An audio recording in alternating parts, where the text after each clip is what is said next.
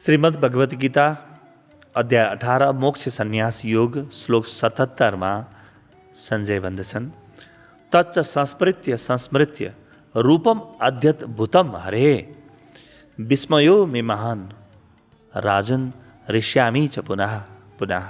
हे राजन, श्री हरिको त्यस अत्यन्त विलक्षण रूपलाई पनि बारम्बार सम्झदा मेरो चित्तमा महान आश्चर्य उत्पन्न हुन्छ र म बारम्बार हर्षित भइरहेको छु। सञ्जय सम्झिँदैछन् र राजनलाई सुनाउँदैछु। भन्छन् कि हे राजन, मैले श्रीहरि, अब यहाँ श्रीहरि शब्द प्रयोग गर्छन्। पहिले प्रयोग गरे केशव शब्द, त्योभन्दा पहिले वासुदेव, त्यसपछि केशव, अहिले श्रीहरि भन्छन्। अलग अलग शब्द प्रयोग गर्छन्। किन श्रीहरि भने? श्रीहरि शब्द ऋषिहरूले अथवा हरि शब्द चाहिँ त्यो सगुण र निर्गुण दुवै, साकार र निराकार दुवै, त्यो मूर्त र अमूर्त दुवै, दुवै परमात्माका लागि प्रयोग गर्छन्।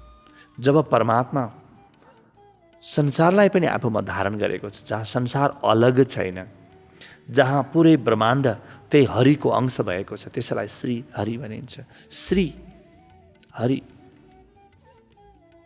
श्री शब्द प्रयोग गर्दैन, तर हरि शब्दमा श्री छ। किनभने हरि बिना श्रीको हुँदैन। श्री भनेको प्रकृति, श्री भनेको यो वैभव। जब परमात्मा बीज रूपमा हुन्छन्, प्रकट हुँदैनन्, त्यतिखेर यो वैभव केही पनि हुँदैन, यहाँ त पुरै शून्य हुन्छ। त्यतिखेर शिव नै सब जस्तै बन्छन्। जब शक्ति उत्पन्न हुन्छन्, त्यतिखेर शिव र शक्तिको त्यो सङ्गमले प्रकट हुन्छ। त्यो प्राकट्य रूप मैले देखेँ, मैले श्री हरिलाई नै देखेँ मैले। यानी मैले त्यो निराकारको पनि कहीँ न कहीँ भित्रबाट अनुभव गरेँ, तर मैले साकार हरिलाई पनि देखेँ। गुरुमा हरि साकार निराकार दुईटै अवस्थामा रहन्छ। देखिने हरिलाई गुरु भनिन्छ, नदेखिने गुरुलाई हरि भनिन्छ। त मैले दुईटै देखेँ, यो दुईटै देखेँ मैले, त्यो अद्भुत। र सम्झिँदैछन् अध्याय 11 को विश्वरूप के देखेका थिए अर्जुनले र देखेका थिए सञ्जयले पनि। हजारौँ हजारौँ सूर्यहरू एकैपटक उदाए जस्तो देखेका थिए सञ्जयले। र त्यसलाई सम्झिँदै म त्यो अद्भुत रूप सम्झिँदैछु। हरिको रूप, रूप त हरिकै हुन्छ। त्यो रूप म सम्झिँदैछु, एक एक रूपहरू, कि सारा यहाँका विभूतिहरू तिनकै रहेछ।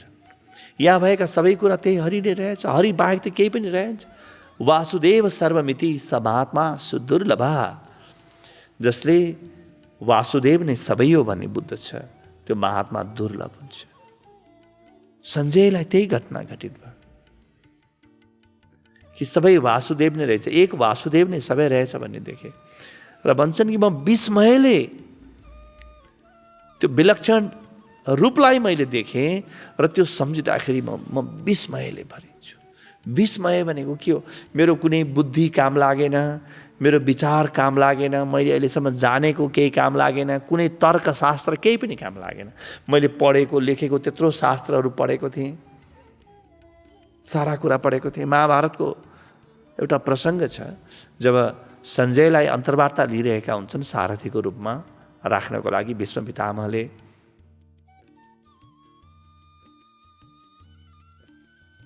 र द्रोणाचार्यले अनि विदुरले त्यहाँ एउटा प्रश्न सोधिएको हुन्छ कि तिमीलाई के आउँछ? त सञ्जयले भनेको हुन्छ मलाई सबै शास्त्र आउँछ र म शास्त्रको माध्यमबाट परमात्मालाई अनुभव गर्न सक्छु, भगवान्लाई अनुभव गर्न सक्छु, त्यो भनेका थिए। तर अब यहाँ सञ्जयले के भन्दैछन् भने नि, मैले त त्यो शास्त्रको माध्यमबाट होइन, मैले त जीवितै देखेँ, त्यो अद्भुत रूप देखेँ मैले। त्यो देखेपछि मलाई विस्मय भयो। विस्मय यानी मेरो बल बुद्धि केही कामै लागेन, अब केही पनि काम लागेन। सब परम आश्चर्यमा एकैचोटि गयो, सब अनन्त भयो म भित्र, केही पनि बाँकी छैन। विस्मयो मे महान राजन ऋष्यामि च पुनः पुनः। फेरि फेरि सम्झिँदा पनि म विस्मय बोधले भरिन्छु राजन। न मेरो बुद्धि काम लाग्छ, न मेरो विवेक काम लाग्छ, न मेरो तर्क काम लाग्छ, न मैले पढेको लेखेको मेरो अनुभव काम लाग्छ। हे राजन, केही पनि काम नलाग्ने भयो मेरो। जब त्यो श्रीहरि जीवनमा आउँछ नि, त्यो पुरानो थोत्रो ज्ञान, थोत्रो बुद्धि, थोत्रा तर्कहरू, थोत्रा सम्पत्ति, थोत्रा विचार, थोत्रो सिद्धान्त, थोत्रो दर्शन केही काम लाग्दैन। संसारका हरेक कुराको मूल्य खरानी जति पनि रहँदैन। त्यही भएर त विभूति लगाउने चलन छ। सब जल्यो मेरो खरानी लगाएँ भनिएको थियो। विभूति भनेको कुनै अलङ्कार होइन। यो श्लोकले के भन्छ भने सञ्जयले विभूति लगाए, त्यही भएर त विभूति योग भनिन्छ। भगवान, म विस्मयले भरिएँ, यानी म रहिनँ अब राजन, म रहिनँ। ममा त्यो श्रीहरि आयो। श्रीहरि थियो पहिले नै, म आफू छुट्टै छु कि भन्न ठान्थेँ। मेरो हुनुको भ्रम थियो मलाई, मेरो छुट्टै अस्तित्व छ कि भन्ने मलाई भ्रम थियो। तर अब मलाई त्यो भ्रम रहेन राजन। म त्यो सम्झिँदै मात्रै पनि म विस्मयले भरिन्छु। मेरो केहीले काम गर्दैन राजन। तपाईँले मलाई सुन्दै हुनुहुन्छ नि राजन, यो सञ्जयलाई सुनेको होइन, अहिले त त्यही साक्षात् श्रीहरि बोलेको। कि सञ्जय त मर्यो, नमरिकन विस्मय बोधै जन्मिँदैन। त्यो अद्भुत रूप पनि कहिले देखिँदैन, दर्शनमा आउँदैन। हरिको अद्भुत रूप त 24 घण्टा प्रकटै भइरहेको छ। छेड छेड प्रकट छ। देख्ने क्षमता थिएन, त्यो मेरो देख्ने क्षमता आयो महाराज। मेरो देख्ने क्षमता आयो। महाराज, हजुरले देख्नुभयो कि भएन? अनुनय विनय गर्छन्, बडो मिठो भाषामा सम्झाउँछन् कि त्यो हरि सारा ब्रह्माण्ड उसैको हो। जोसँग लड्न भनेर तपाईँका छोराहरू गएका छन्, यी छोराहरू पनि उसैका अंश हुन्, उसैका अङ्ग हुन्। कहीँ सानो अङ्ग समग्रसँग लड्न सक्छ? कि एउटा बालुवाको कण पुरै समुद्रको बालुवासँग लड्न सक्छ? के पानीको थोपा समग्र जल तत्त्वसँग लड्न सक्छ? कसरी लडोस् बिचारा? उसमा त त्यही जल तत्त्व छ, त्यसैको माध्यमबाट सबै गरिरहेको छ। त भन्न के खोजेका छन्? तिम्रा मूर्ख पुत्रहरू आफैसँग लडिरहेका छन्, आफ्नै विराट रूपसँग लडिरहेका छन् राजन। चिन, त्यो कृष्ण के हो त? सबैको विराट रूप त हो नि, सबैको विश्व रूप, सबैको त्यो श्री विग्रह हो। सञ्जय भन्छन्, मलाई विस्मय भयो, त्यो अद्भुत रूप मैले देखेँ। अब मलाई एकपटक देखेपछि नि सम्झिँदै पुग्यो। अब रिस्यामी छ पुनः पुनः।